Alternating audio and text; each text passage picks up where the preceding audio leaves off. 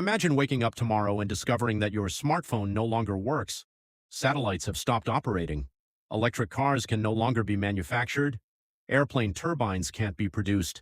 And the world's most advanced computers simply cease to exist. It sounds like science fiction. But there is a group of just 17 chemical elements whose absence could trigger exactly this kind of technological collapse. These elements are known as rare earths. Despite their name, they are not actually rare in nature. The challenge is that they are difficult to find in economically viable concentrations and even more difficult to process. And that is precisely why they have become some of the most strategic resources of the 21st century. Rare earth elements are found in almost everything that defines modern civilization. They are inside the smartphones we carry in our pockets, the computer chips that power our digital world, satellite navigation systems, military radar technology, next-generation fighter jets, electric vehicle batteries, solar panels, medical equipment, and even the technologies used in space exploration. In other words, whoever controls rare earths holds a massive strategic advantage in the global technology race, and this is where Brazil enters the story. What many people don't realize is that Brazil possesses one of the largest known reserves of rare earth elements on Earth. The country ranks among the world's leaders in these critical resources, alongside nations such as China, Vietnam, Russia, and India. A significant portion of these reserves is concentrated in regions such as Minas Gerais and Goiás. But Brazil's importance goes far beyond rare earths alone. The country possesses an extraordinary combination of strategic resources. It is one of the world's largest producers of iron ore. It holds the largest known reserves of niobium, a critical mineral used in advanced metal alloys. It has enormous freshwater reserves. It is an agricultural powerhouse. It possesses vast oil reserves. It is home to one of the most biodiverse ecosystems on the planet, and it occupies a continental-sized territory capable of supporting economic growth for generations. This combination makes Brazil one of the most strategically valuable nations in the world.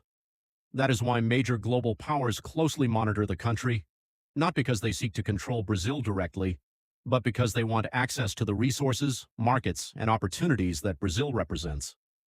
Today, a global competition for influence is taking place. On one side stands the United States, on the other China, and both view Brazil as a highly strategic partner. China has become one of Brazil's largest trading partners.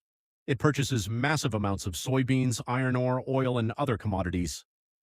It also invests heavily in infrastructure, logistics, and energy projects throughout the country.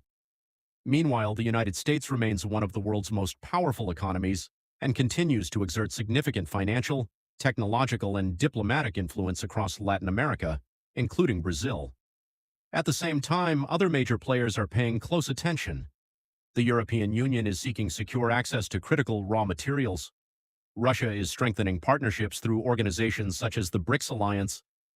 India is rapidly expanding its international economic footprint. All of them understand the same reality.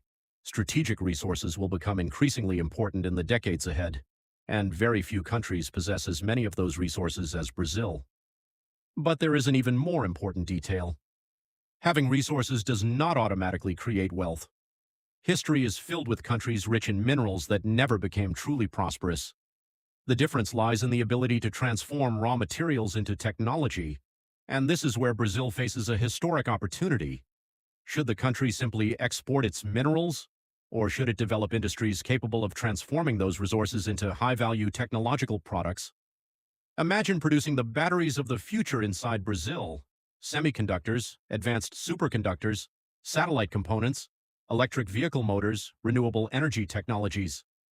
In that scenario, Brazil would no longer be merely a supplier of raw materials. It could become a technological powerhouse, and that would completely reshape its position in the global economy. The world is entering a new era, an era defined by artificial intelligence, the electrification of transportation, the space race, the pursuit of clean energy, and an intensifying competition for strategic resources. In this environment, rare earth elements have become the modern equivalent of what oil was during the 20th century.